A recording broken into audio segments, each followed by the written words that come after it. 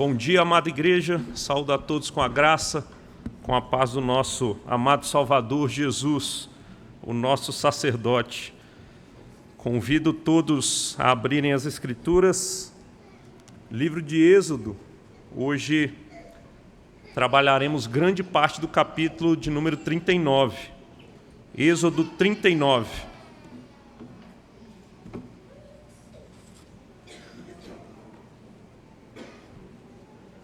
Êxodo 39, de 1 a 31.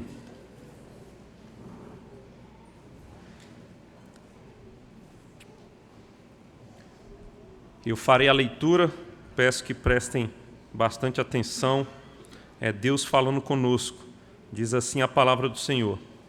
Fizeram também de estofa azul, púrpura e carmesim as vestes, finamente tecidas para ministrar no santuário, e também fizeram as vestes sagradas para Arão, como o Senhor ordenara a Moisés. Fizeram a estola sacerdotal de ouro, estofa azul, púrpura, carmesim e linho fino retorcido.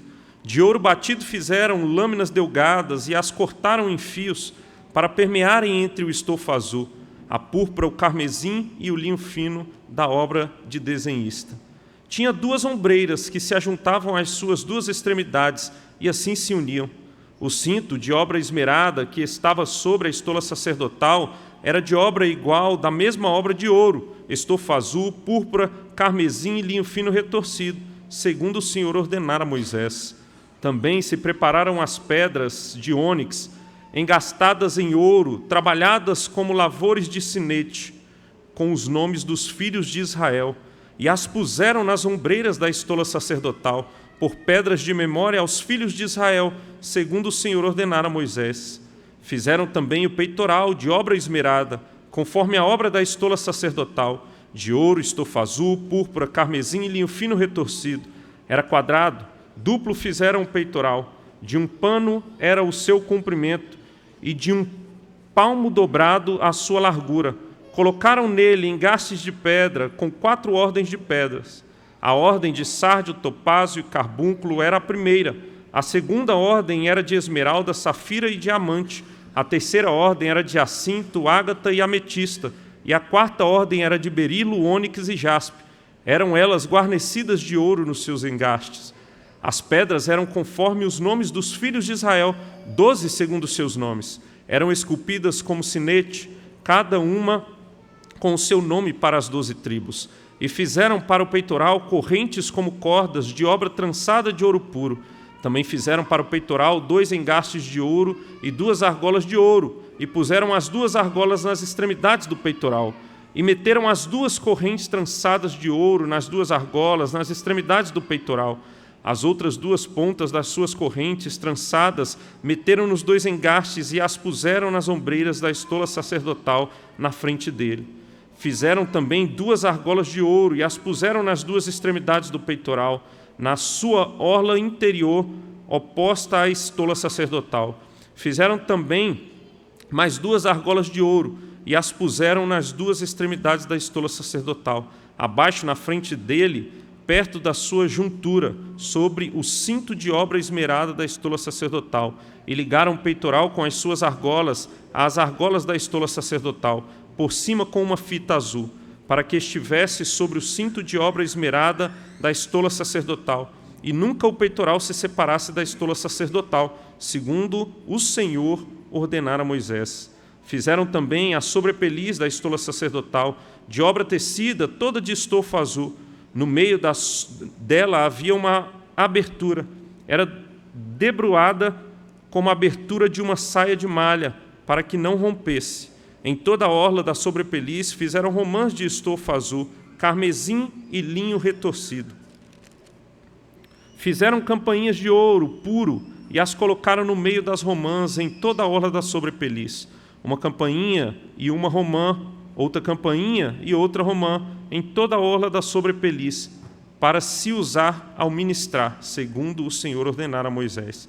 Fizeram também as túnicas de linho fino, de obra tecida, para Arão e para seus filhos, e a mitra de linho fino, e as tiaras de linho fino, e os calções de linho fino retorcido, e o cinto de linho fino retorcido, e de estofo azul, e de púrpura e de carmesim, obra de bordador, segundo o Senhor ordenara a Moisés. Também fizeram de ouro puro a lâmina da coroa sagrada, e nela gravaram à maneira de gravuras de sinete, santidade ao Senhor, e ataram-na com um cordão de estofo azul, para prender a lâmina à parte superior da mitra, segundo o Senhor ordenara a Moisés. Oremos. Senhor Deus, amado Pai, te louvamos, ó Deus, pela Tua palavra preciosa que foi lida neste momento, Pai. Te louvamos porque o Senhor fala conosco por meio das Escrituras. E nós rogamos, ó Deus, uma vez que a Tua palavra foi lida, nos ajude, Pai. Ó Deus, precisamos do Senhor, precisamos da Tua graça. Dê clareza, Pai, na exposição do texto. Dê clareza, ó Deus, a mim, aos meus irmãos, no entendimento das verdades preciosas contidas nesse texto. Ajuda-nos, ó Pai, apesar de mim, apesar de nós, ser conosco. Nós rogamos no nome de Jesus. Amém. Amém.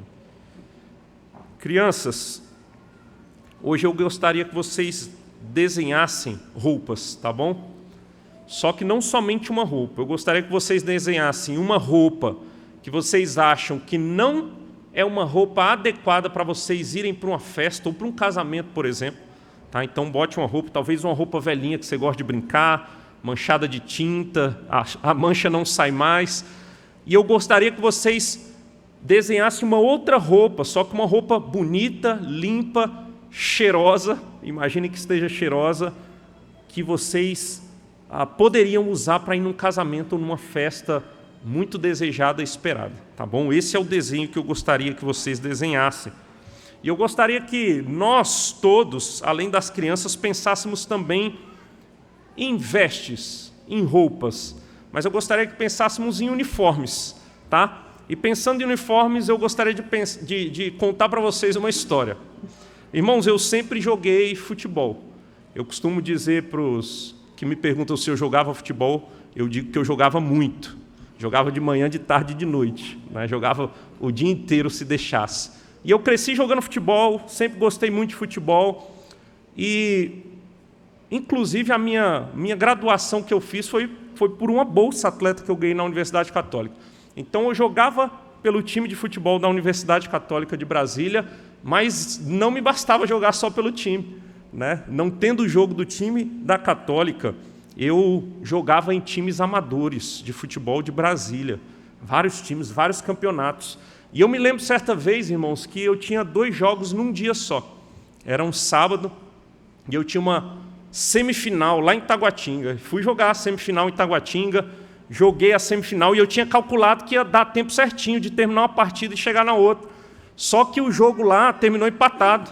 Então nós tivemos acréscimos, nós tivemos prorrogação, nós tivemos pênaltis. Então demorou e eu tive que sair, nem comemorei. Nós fomos para a final lá, ganhamos a semifinal e eu saí correndo para chegar aqui na 38, no Guará, onde tinha um campo de barrão, estava inaugurando o campeonato com grama sintética, estava lotado, cheio. E quando eu cheguei, irmão, cheguei em cima da hora, os times já estavam terminando de cantar o hino nacional. E eu cheguei com a roupa que eu estava no corpo, falaram para eu correr, não deu tempo de colocar o uniforme antes do jogo começar. Então o jogo começou, eu estava lá colocando o uniforme apressado, então o jogo começou, e eu que seria titular, então fiquei no banco de reservas, porque não daria para participar daquela grande cerimônia que era aquela partida de futebol se eu não estivesse devidamente uniformizado. Para que eu me alegrasse, eu me alegrava jogando aquele jogo, para que eu me encantasse jogando, estivesse dentro de campo, eu precisava dos uniformes. Os uniformes eram essenciais para que eu pudesse entrar em campo e participar daquela partida. Irmãos, o que nós vemos aqui no texto é que o tabernáculo já havia sido construído, os seus utensílios foram construídos, segundo as ordens que Deus havia dado. Agora eles construíram os utensílios, todo o mobiliário, a mobília do tabernáculo, o próprio tabernáculo em si, as cortinas, a estrutura onde o mobiliário ficaria já havia sido construída, mas faltava algo importante. O tabernáculo foi construído para que cerimônias religiosas ordenadas por Deus acontecessem, mas era necessário agora os uniformes. Não seria possível participar das cerimônias ou existir as cerimônias apenas com o mobiliário e com o tabernáculo levantado. Era necessário agora a última parte, o uniforme dos sacerdotes. Os uniformes dos sacerdotes agora vão ser produzidos e a partir destes uniformes é que eles poderiam oficiar, melhor dizendo, os ritos no tabernáculo. E é isso que nós vemos aqui. É isso que nós vemos no texto, a importância destas vestes sacerdotais para que houvessem os ritos, o culto do povo de Israel, as cerimônias, os sacrifícios acontecessem ali no tabernáculo. Eram vestes sagradas, imprescindíveis, eram vestes separadas pelo próprio Deus e sagradas para aquele exercício específico. É isso que nós vemos no texto. É um texto que, mais uma vez, repete aquilo que já havia sido dito nas instruções dadas por Deus, lá no capítulo 28 de Êxodo. Nós já vimos as instruções, e agora, exatamente segundo as instruções, estas vestes sacerdotais, elas são confeccionadas. E eu gostaria de pensar primeiramente com vocês aqui nas vestes sacerdotais. Nós vemos vários detalhes acerca da confecção dessas vestes sacerdotais. Nós vemos no capítulo 1, por exemplo, que essas vestes elas são feitas de acordo com a ordem do Senhor. Se vocês repararem, o final do capítulo 1 diz assim, como o Senhor ordenara a Moisés. Segundo a ordem de Deus, essas roupas vão ser confeccionadas. E é interessante que o material usado nessas roupas é o mesmo material usado para as cortinas do tabernáculo. Isso é interessante, né? Eu imagino que o sacerdote ele ficava quase que camuflado, quase que ele se confundia com as cortinas do tabernáculo, porque eram os mesmos materiais. Estofa azul, púrpura, carmesim, as vestes finamente tecidas, assim como as cortinas do tabernáculo, porque eram de fato vestes para serem usadas ali no tabernáculo. É isso que nós vemos. Tá certo? Versículos 2 a 5, o que nós vemos é a confecção da estola sacerdotal e de um cinto que era para ser usado na estola sacerdotal. Essa estola que também é conhecida como éfode, que também com esses mesmos materiais elas eram confeccionadas. Era uma veste muito fina, irmãos. Ela continha ouro. Você já vestiu uma roupa de ouro? Já vestiu uma roupa com linhas de ouro? Olha só que maravilha. Estofa azul, carmesim, era muito bonita. Era de fato uma veste que trazia honra, mostrava majestade, por causa da representação que o sacerdote tinha. Era de fato uma cerimônia majestosa. Adentrar na presença de Deus, estar na presença de Deus, oficiar este culto na presença de Deus, assim era a estola sacerdotal, extremamente importante. E havia algo na estola sacerdotal que é muito importante nós observarmos, que eram as ombreiras. E essas ombreiras, se vocês repararem aí, versos 6 e 7 vão dizer para nós que haviam pedras que eram colocadas nessas ombreiras. Pedras de ônix, 2 pedras colocadas nos ombros, nas ombreiras da estola sacerdotal. E essas pedras de ônix, uma delas continha o nome de 6 das 12 tribos de Israel e a outra as outras 6. Tá certo? E tem uma representação muito importante essas pedras. O sacerdote entrava com este uniforme, por assim dizer, com estas vestes sagradas, e é como se ele carregasse nos ombros o povo de Israel. Ele é de fato um representante do povo diante de Deus, levando os sacrifícios, oficiando aquelas cerimônias diante de Deus. Mas, se repararmos, agora nós temos muitos versos utilizados para mostrar a confecção do peitoral. Versos 8 a 21, irmãos, se vocês repararem bem aí, nós temos também a confecção do peitoral. E muitos comentaristas vão dizer que o peitoral era, de fato, a parte das vestes mais importantes. Toda veste tem sua importância, mas aqui nós temos o peitoral. E esse peitoral, irmãos, ele tem também contido as 12 tribos de Israel. Nós vemos aquelas pedras preciosas que eram colocadas no peitoral, e essas pedras cada uma delas continha o nome de uma das tribos de Israel, 12 pedras preciosas, agora sobre o peito do sacerdote.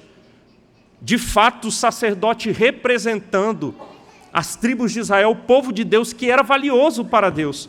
Assim como aquele peitoral era valioso, o povo de Deus era precioso para Deus. E o sacerdote era o representante que levava os nomes do povo de Israel. Nós vemos depois a sobrepeliz sendo feita, versos 22 a 26. Nós vemos dos versos 27 a 29 as túnicas, a mitra, as tiaras, calções e cinto. E nós vemos nos versos 30 e 31 a lâmina da coroa, escrita nela, santidade ao Senhor.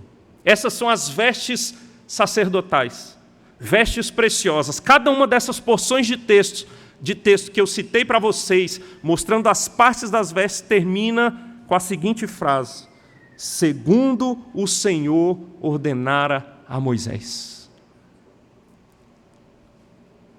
Para que houvesse culto ao Senhor, para que houvesse cerimônia diante do Senhor, no tabernáculo que Deus ordenou, com as mobílias que Ele ordenou, do jeito que Ele ordenou, era necessário as vestes exatamente como Deus ordenou. Com outras vestes não haveria cerimônia, não haveria culto, não haveria sacrifícios diante de Deus. Essas são as vestes dos sacerdotes, irmãos. E talvez nós pensemos, o que essas vestes têm a ver comigo? Quem entre nós aqui pode ser considerado um sacerdote? Quem dentre nós aqui pode se chamar, eu sou um sacerdote do Senhor? E eu queria dizer para vocês, todos nós somos sacerdotes, não nos moldes desses sacerdotes. Todos nós somos sacerdotes diante do Senhor. Eu não sei quantos de vocês já ouviram falar de uma doutrina que foi muito enfatizada na Reforma Protestante, principalmente diante do sacerdócio que os romanistas abraçavam e diante da maneira que os sacerdotes oficiavam diante dos fiéis. É a doutrina do sacerdócio universal, ou também conhecida como sacerdócio de todos os crentes. Todos nós, crentes no Senhor, somos sacerdotes. Todos nós temos um sacerdócio. Todos nós temos um ministério e um serviço a prestar diante de Deus. Todos nós agora podemos nos achegar diante do nosso Deus, porque uma vez que o sumo e grande sacerdote veio e nos representou, nós agora temos acesso a Deus, sem precisar de um mediador humano e falho como nós, um representante falho, porque temos o mediador perfeito, temos o sacerdote perfeito que nos representa e por isso nós podemos nos achegar diante de Deus. Nós temos nas Escrituras, irmãos, do Antigo Testamento, passagens que antecipam o entendimento mais amplo dessa função. Essa função sacerdotal que todos nós exercemos hoje diante de Deus. Convido vocês para, mantendo a Bíblia em Êxodo, voltarem a alguns capítulos. Olhem aí capítulo 19. Capítulo 19 de Êxodo.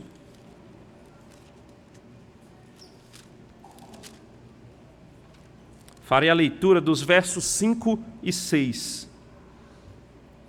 Versos 5 e 6 do capítulo 19 de Êxodo diz assim: agora, pois, se diligentemente ouvirdes a minha voz e guardardes a minha aliança, então sereis a minha propriedade peculiar dentre todos os povos, porque toda a terra é minha. Vós me sereis reino de sacerdotes e nação santa. São estas as palavras que falarás aos filhos de Israel. Aqui, irmãos, nós temos essa antecipação do entendimento dessa função sacerdotal. Percebam que para o povo de Israel, e para aquele momento, na antiga aliança, existia a função do sacerdote. Arão, seus filhos, levantados por Deus para oficiarem diante de Deus, representando o povo. Mas aqui nós temos um anúncio que diz que nós, o povo de Deus, o povo que faz parte da aliança, esse povo seria um reino de sacerdotes. Seria um reino de sacerdotes. Ele não está falando simplesmente do sacerdote, mas ele está falando de um reino formado por sacerdotes diante do Senhor. Isso aqui já é um prenúncio, já é uma anunciação. Dei um pulo lá para Isaías agora. Isaías capítulo 61. Isaías capítulo 61. Verso 6. Aqui nós temos profecias da parte de Isaías, e Isaías vai dizer o seguinte no verso 6 do capítulo 61. Mas vós sereis chamados sacerdotes do Senhor, e vos chamarão ministros do nosso Deus. Comereis as riquezas das nações, e na sua glória vos gloriareis. Nós seremos sacerdotes do Senhor. Nós seremos esses que diante do Senhor serão vistos como sacerdotes. Nós temos aqui uma promessa sendo feita, nós temos aqui uma profecia sendo anunciada, de que o povo de Deus seria visto diante de Deus como ministros, diante de todos como ministros, chamados sacerdotes do Senhor. E essas profecias, irmãos, esses anúncios prévios, eles apontam tanto para a nova aliança, momento esse que nós estamos vivendo, como para os últimos dias, como para os dias da eternidade em que estaremos com o Senhor de uma vez por todas. Mas nós já devemos entender que somos sacerdotes diante do Senhor. Nós somos esses sacerdotes. Deem um pulo agora lá para o Novo Testamento. Primeira carta de Pedro, por favor. Agora, na nova aliança, olha o que o apóstolo Pedro, inspirado por Deus, ele vai nos dizer. 1 Pedro capítulo 2, primeiramente verso 5. Eu vou ler o 4 e o 5. Pedro falando de nós como esse novo lugar de habitação espiritual do Senhor, a igreja do Senhor como a casa do Senhor, onde Ele habita e Ele está edificando, e ela está edificada em Cristo. Pedro ele vai dizer o seguinte: chegando-vos para Ele, a pedra que vive, rejeitada, sim pelos homens, mas para com Deus eleita e preciosa, também vós mesmos, como pedras que vivem, sois edificados casa espiritual, para serdes sacerdócio santo, a fim de oferecerdes sacrifícios espirituais agradáveis a Deus por intermédio de Jesus Cristo. Hoje na liturgia o Marcel disse isso, né? E as nossas obras e boas obras diante de Deus em Cristo Jesus são como sacrifícios oferecidos ao nosso Deus. Nós somos como esses sacerdotes que oferecemos a nossa vida ao nosso Deus e servimos assim o nosso Deus. Somos ministros, servos do nosso Deus. Ainda no verso 9 deste mesmo capítulo, Pedro, relembrando o que foi dito lá atrás, ele vai dizer o seguinte: vós, porém, sois raça eleita, sacerdócio real, nação santa, povo de propriedade exclusiva de Deus, a fim de proclamardes as virtudes daquele que vos chamou das trevas para a sua maravilhosa luz. Diante disso, irmãos, gostaria que nós tivéssemos essa realidade em mente. Nós somos sacerdotes do Senhor. Nós somos esse reino de sacerdotes. Nós somos ministros do Senhor nessa terra. Nós somos servos do Senhor nessa terra. Nós temos acesso ao nosso Deus e servimos o nosso Deus, todos nós, como sacerdotes. E pensando nisso e fazendo o link com o nosso texto, que mostra para nós as vestes e como elas deveriam ser para que os sacerdotes oficiassem diante de Deus, representando o povo, a pergunta que eu faço é: uma vez sacerdotes, com que vestes temos nos apresentado diante do Senhor? Quais as vestes que você tem utilizado e com que vestes você tem se apresentado diante do seu Deus?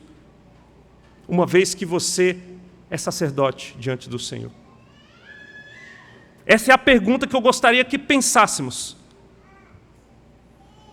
Irmãos, quando olhamos para o Éden, no Éden, com a queda, o relacionamento de Deus com o seu povo, com Adão e Eva, os nossos representantes, foi quebrado.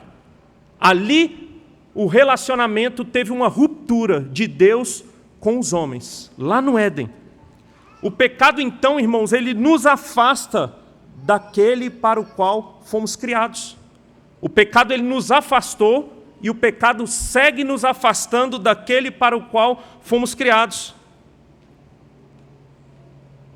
Nós precisamos agora de uma intervenção. Os seres humanos caídos estão afastados da presença santa de Deus.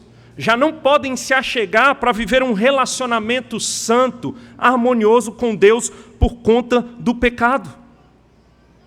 O homem natural, o homem caído, ele tem uma mente corrompida, ele não pode se achegar a Deus. Ele não pode fazer boas obras diante de Deus, ele não quer Deus, ele não busca a Deus. É nesse sentido que nós, muitas vezes nas nossas discussões, dizemos que o homem não tem livre-arbítrio, ele não tem capacidade mais de se achegar a Deus, de fazer o bem, ele perdeu essa condição lá no Éden. A natureza dele agora é corrompida, inclinada para o mal. E com essa natureza corrompida, com essa mentalidade corrompida, o homem agora ele adora a criatura no lugar do Criador. E o homem ele sente uma necessidade de aceitação, uma vez que pecando contra Deus ele foi afastado. Ele se tornou repugnante diante de Deus, porque Deus não pode compactuar com o pecado. Ele quer essa aceitação, só que ele procura na coisa errada. O homem tem procurado a aceitação da própria criatura. Ele tem procurado ser aceito pelos homens. Vocês já pararam para pensar nisso? Que o homem ele fica o tempo todo buscando aprovação e aceitação. E essa é a caminhada do homem nesse mundo. E eu gostaria de pensar com vocês em algumas vestes que o mundo tem vestido para buscar aceitação diante das pessoas, diante das próprias criaturas. Pensem comigo, irmãos, quantas pessoas neste mundo não estão atrás de riquezas, não é verdade? E o Deus delas são as riquezas. Por que vocês acham que nos nossos dias faz tanto sucesso aqueles vídeos curtos de uma pessoa falando: eu vou te ensinar a ganhar muito dinheiro? Clica aqui e você vai acessar um curso onde você vai aprender a ganhar muito dinheiro. Por que essas pessoas fazem sucesso? Eu não sei nas redes sociais de vocês, no celular de vocês, computador, mas aparece isso o tempo todo para mim. Você quer ver alguma coisa e está lá, um cara ensinando as pessoas a serem ricas. As pessoas estão atrás de riqueza. E a riqueza, ela traz aceitação diante dos homens. As pessoas, por conta da riqueza, elas são aceitas. Elas são bem vistas, elas são bem quistas diante dos homens. E porque as riquezas trazem essa aceitação diante dos homens, as pessoas querem ser ricas o tempo todo e fazem das riquezas o seu Deus, o seu ídolo, porque querem ser aceitas. Esses dias eu fiz uma pesquisa, uns dias atrás. Por curiosidade eu coloquei no Google, né? Qual é o canal de YouTube brasileiro com mais pessoas inscritas? Não sei se alguém aqui sabe. Apareceu um canal que eu nunca tinha ouvido falar, chamado Condzilla. Condzilla. Eu falei, que é isso, meu Deus do céu? Né? Parece Godzilla, do que se trata isso? Eu cliquei lá para saber o que era, curioso. Irmãos, era um canal de funk, de música, né? E eu falei, mas como que tantas pessoas se inscrevem? Como é que essas coisas fazem tanto sucesso? Mas quando você clica numa música daquela, irmãos, é ostentação pura, não é verdade? São pessoas que saíram talvez de uma vida difícil ostentando cordões de ouro, não é o ouro das vestes sacerdotais, mas cordões de ouro, carros importados, mulheres em volta deles, muito dinheiro e jogando dinheiro para o alto, isso e aquilo. Essas coisas atraem e as pessoas não percebem, no fundo, por que tantas pessoas gostam desse tipo de música? Por que tantas pessoas gostam dessa ideia de ostentação? Porque isso traz aceitação. Pessoas que eram marginalizadas, que as pessoas não olhavam e não davam valor, agora são altamente valorizadas. Elas tiveram uma grande ascensão por meio da riqueza. E as pessoas querem as riquezas. As pessoas vestem vestes nesse mundo a partir das suas carreiras. porque através da carreira as pessoas vão me respeitar.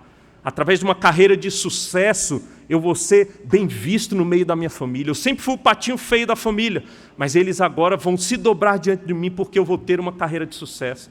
E as pessoas tentam se justificar diante das outras, ser benquista e aceita diante das outras por meio de uma carreira, vestindo essas vestes e correndo atrás de uma boa carreira de sucesso a todo custo. Pessoas que tentam angariar cada vez mais patrimônio para si, para que sejam respeitadas por aquilo que têm.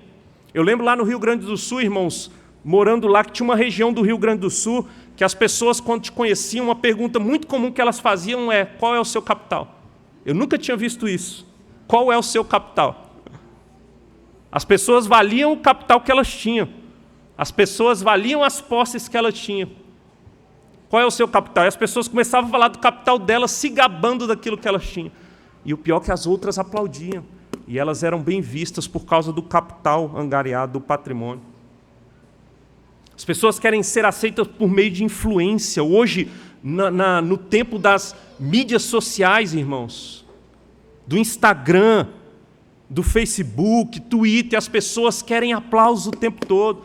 As pessoas querem influenciar e às vezes usam dessa influência, na verdade, para querer ser aceitas. As pessoas querem cada vez mais seguidores. As pessoas postam algo na rede social e ficam o tempo todo vendo quem curtiu, quantas curtidas tem, as pessoas estão me vendo, quantas visualizações tem o meu Reels.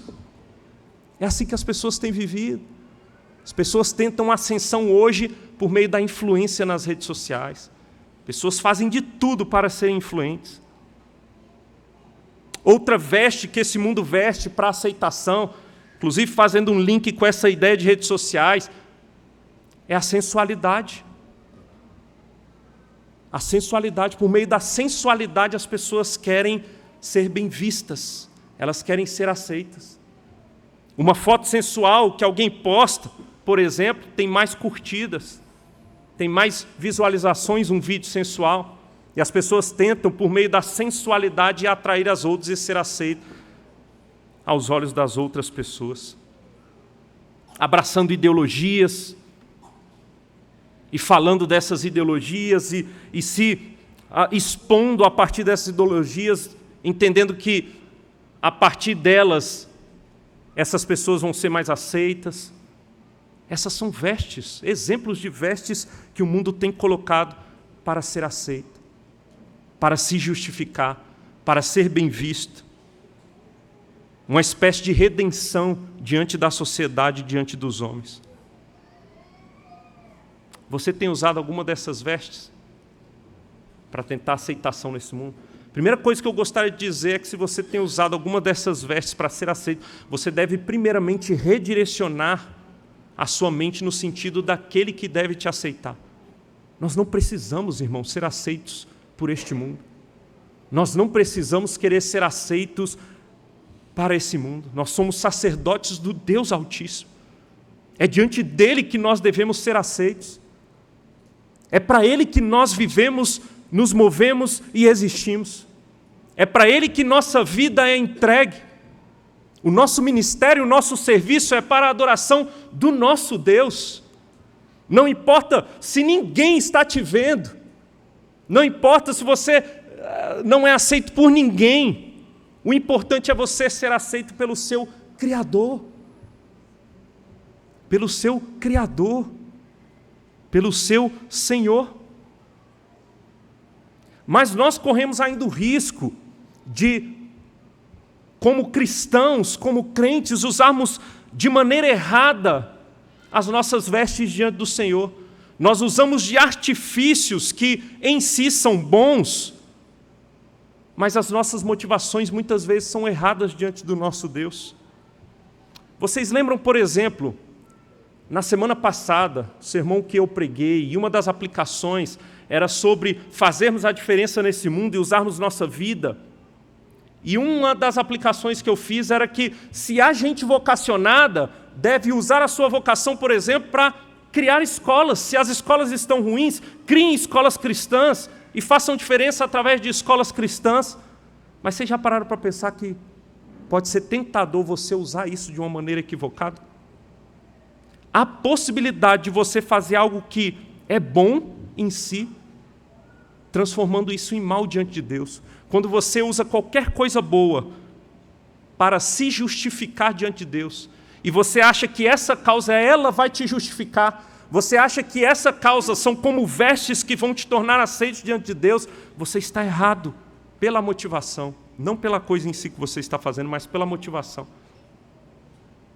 Há possibilidade de muitos entre nós, irmãos, tentar usar as vestes da paternidade e da maternidade, e através do que fazemos como pais e mães, acharmos que somos justificados diante de Deus. A maneira que eu crio os meus filhos me justifica diante de Deus. A maneira que eu educo os meus filhos, o tipo de educação que eu dou para os meus filhos, isso me justifica diante de Deus. Eu estou pegando algo que é bom em si, mas eu não posso usar para me justificar diante de Deus com essas coisas. Às vezes eu tento me justificar diante de Deus pelo arcabouço teológico, o conhecimento teológico que eu tenho, e eu uso esse arcabouço como se ele me justificasse diante de Deus, ele me faz bom diante de Deus. Às vezes acabo até comparando outros irmãos como se eu fosse mais aceito diante de Deus por conta da minha teologia do que outros irmãos. Isso é perigoso, irmãos. Temos que avançar no nosso arcabouço teológico, sem dúvida alguma, mas jamais usarmos isso como meio ou como vestes para nos justificar diante de Deus. Tem gente que usa a sua posição eclesiástica para se justificar diante de Deus. Se Deus te chama para exercer um oficialato, por exemplo, vá, sirva a Deus, mas não use isso como uma veste que te justifica diante de Deus. Se Deus está te chamando para ser um pastor, um ministro, por exemplo, vá, mas não use isso como se isso te justificasse diante de Deus. Vocês sabiam que há pessoas que hoje são pastores, foram ordenados pastores, e não são do Senhor e não pertencem ao Senhor? Vocês sabiam que isso é possível? Não é a posição dela que justifica ela diante de Deus. Não podemos usar essas vestes, irmãos. Tem gente que usa o seu posicionamento político e acha que se você se posiciona numa determinada linha, isso te justifica diante de Deus, e o outro que se posiciona contrário ou pensa diferente, esse não tem como ser justificado diante de Deus. Temos que ter cuidado. Eu me lembro certa vez, minha filhinha ainda era pequena, a Cecília, só tínhamos a Cecília, e um irmão, a gente faz essas brincadeiras entre irmãos, né? Ele tinha também um filho pequeno e ele chegou diante de mim. O que você acha da gente preparar essas crianças para o futuro? Estava brincando, obviamente, né? Para que lá na frente, quem sabe, elas não se casem, formem uma família. Que maravilha seria sermos parentes. E na brincadeira ele soltou, tem uma coisa, pode deixar que eu estou preparando bem meu filho. Pode deixar que ele é um cristão de direita. Disse desse jeito, né? Para mim.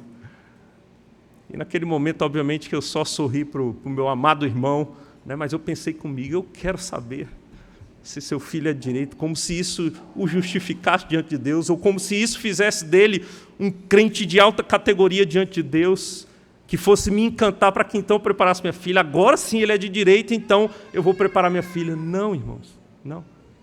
Nós temos que tomar cuidado com as vestes que nós utilizamos para tentar nos justificar diante de Deus. Tudo aquilo que é bom, aceitável diante de Deus, e nós viemos falando disso nos últimos sermões, sobre santidade, sobre obras agradáveis diante de Deus, sobre usar os dons e talentos que Deus tem nos dado. Façam tudo isso, mas não achem que é isso que vai justificar você diante de Deus. Não ache. Não é isso que nos justifica. Não são essas vestes que são aceitáveis, que nos tornam aceitáveis diante do nosso Deus. Pensem comigo numa ilustração. Pensem comigo que no último dia, imaginem que fosse assim, cada um de nós nos apresentássemos diante da mansão celestial. E essa mansão celestial, você pegasse um caminho e chegasse diante dela e tivesse um portão. E era necessário então você bater no portão e você seria questionado do porquê, ou quem era e por que você deveria ser aceito naquela mansão celestial. Imagine que pessoas chegam diante dessa mansão e chega uma pessoa e bate no portão e ouve uma voz lá de dentro dos portões dizendo: quem é? E por que devo abrir o portão para você? E a pessoa responde: eu sou fulano. Eu sou presbiteriano. Além de ser presbiteriano, eu servia na minha igreja, eu era um oficial, eu era um pastor. Eu fazia muitas boas obras. Eu li muitos livros teológicos. Ensinei muitas pessoas. Fiz grandes coisas nessa terra. E essa pessoa então ouve a voz: aparta-te de mim, pois eu não te conheço. E ele fica assustado. Ele fica um tanto quanto surpreso, e ele bate de novo na porta, e lá de dentro a voz diz: quem é? E ele diz: sou eu. Calma aí, não para por aí minha lista. Eu sou de família presbiteriana, 10ª geração. Eu angariei muitos fundos, eu criei um orfanato, eu cuidei de crianças. Eu fiz muitas coisas nessa terra, eu ensinava no seminário, formei, ajudei a formar muitos pastores, eu fiz muitas coisas. Não me deixe de fora. E aquela voz de dentro dos portões diz: aparta-te de mim, pois eu nunca te conheci. Então chega uma segunda pessoa e bate naqueles portões. E sabendo tudo que exerceu aquela outra na frente dele, que bateu antes, ele se coloca diante do Senhor, ou melhor, diante daquele portão, bate e ouve a voz, com a cabeça baixa, sem nem conseguir levantar a cabeça, com muito temor e tremor. A voz diz para ele: quem é? Por que te devo deixar entrar? E ele diz: eu sou um miserável pecador. Eu desonrei o Senhor. Eu fiz coisas erradas diante do Senhor. Eu cometi pecados, não criei minha família da melhor maneira que deveria. Eu até tentei, mas eu sou falho, sou fraco, limitado e cometi muitos erros.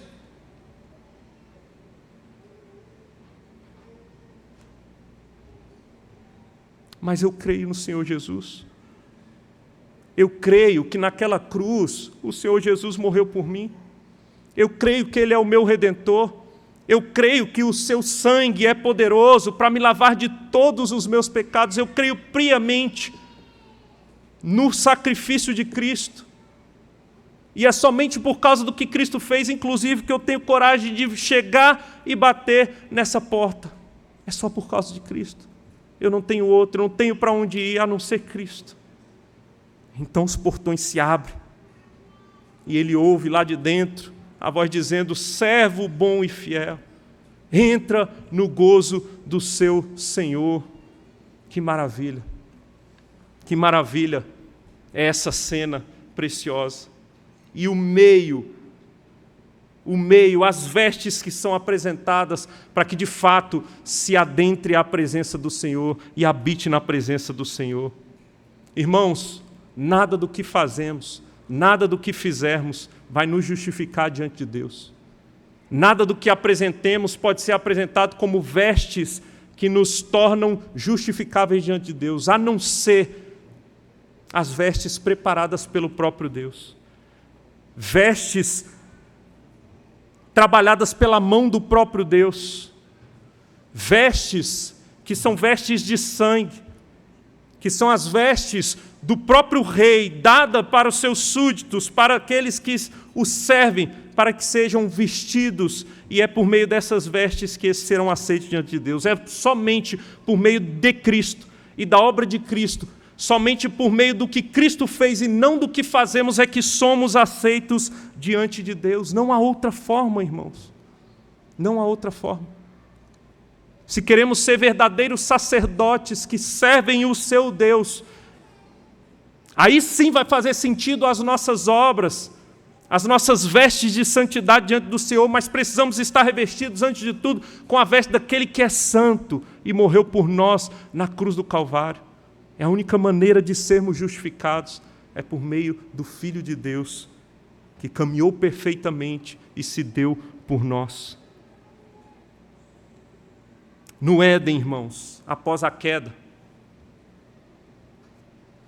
o homem ele tenta ser aceito por Deus. Vocês lembram como o homem tenta ser aceito? Ele tenta produzir as suas próprias vestes. Vocês lembram dessa cena? Deus procura Adão, e Adão então tenta produzir as suas próprias vestes para cobrir a sua vergonha, para cobrir a sua nudez diante de Deus, para que pudesse se relacionar com Deus novamente. Ele cria as suas próprias vestes. O que acontece? As vestes não são válidas. Não há nada que o homem possa fazer que o justifique diante de Deus. Mas nós vemos o próprio Deus produzindo vestes para Adão. Nós vemos o próprio Deus matando um animal que não sabemos qual era, mas pegando esse animal, as vestes, a pele desse animal e fazendo vestes, roupa nova, para que de fato Adão pudesse estar na presença de Deus. É Deus quem produz a roupa do sacerdote para que o sacerdote se apresente diante dele e sirva a Deus no lugar da habitação de Deus, na presença de Deus, no tabernáculo. Assim acontece conosco, irmãos, também como sacerdotes do Senhor. Só há uma maneira, é pegando as vestes dadas por Deus, na pessoa de Jesus Cristo e nos vestindo dela. É ela que nos justifica. É a partir de Cristo, e é somente por meio de Cristo que somos aceitos diante de Deus. Essa é a veste que nós devemos nos vestir. Essas são as vestes, e quando nos vestimos com essas vestes, irmãos, nós vivemos diferente desse mundo, que o tempo todo está buscando aceitação. Nós não vivemos mais para nós, mas para o engrandecimento do nome do nosso Senhor. E as nossas obras são aceitas diante de Deus, as nossas boas obras, porque estamos vestidos com as vestes de Cristo. Aí sim faz sentido vivermos para o Senhor em tudo o que fazemos, vivemos para a glória dEle. Aí sim as nossas obras são aceitas diante dEle. Aí sim, a partir da nossa vida e vivendo uma vida de santidade, o nome do Senhor é glorificado. Somente a partir do momento que vestimos as vestes de Cristo e entendermos que somos aceitos diante de Deus por meio de Cristo Jesus. Que o Senhor nos ajude, irmãos, a entender essa verdade. Se você veio nesta manhã aqui achando que o que você faz é o que te justifica diante de Deus, abandone essas vestes hoje mesmo. Se você veio aqui achando que você é bom e as suas obras te tornam agradáveis aos olhos de Deus, você tem sido desagradável aos olhos de Deus, abandone essas vestes velhas, vista as vestes de Cristo, e por meio das vestes de Cristo, viva para o Senhor, até o dia que nos encontraremos com Ele, e de uma vez por todas, receberemos aquela veste que não mais será suja de alguma maneira, que não mais terá manchas para serem tiradas, nenhuma mancha. Receberemos essas vestes resplandecentes, essas vestes alvas como a neve, como cantamos hoje, totalmente alvas, essas vestes lavadas no sangue de Cristo. E estaremos com o Senhor eternamente. Vamos nos colocar de pé?